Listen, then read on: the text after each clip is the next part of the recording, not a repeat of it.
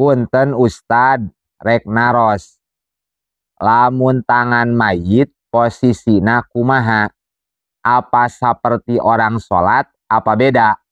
Jawabanana hayu urang tingali dina kitab Mughnil Muhtaj karya Asy-Syaikh Al-Khatib Asy-Syirbini juz kedua halaman 504. Ibaratna wahal tuja'alu sareng naha dijadikeun naon yadahu dua tangan mayit ala sodrihi luhureun dada mayit al yumna alal yusra tangan katuhu di atas tangan kenca ayur salani atawa dirumbaikeun dua tangan mayit teh pijan bihi dina sisi badana ieu mayit.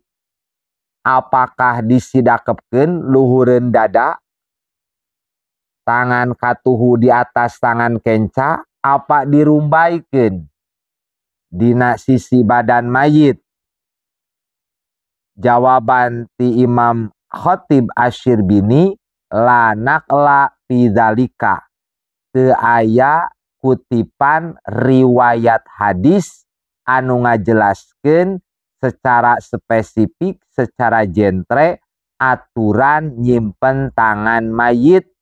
Fakulun mangka ari saban-saban sahiji min dzalika tina itu nu kabeh nyimpen panangan mayit rek luhureun dada mayit, tangan kanan di atas tangan kenca, rek dirumbaikeun sadayana ogenan sae muhasilun lil gordi matak bisa ngahasilkeun tujuan sampurnana mungkus mayit. Jadi kesimpulanana dina perkawis nyimpen panangan mayit teu aya dalil anu khusus anu ngajelaskeun kumaha aturan maina naha simpen luhureun dada atau dirumbaikeun. Matak bebas sadayana ogenan sae bisa hasil kumaha bae petana bisa hasil kasampurnaan mungkus mayit. Mugi aya mangfaatna wallahu a'lam bissawab.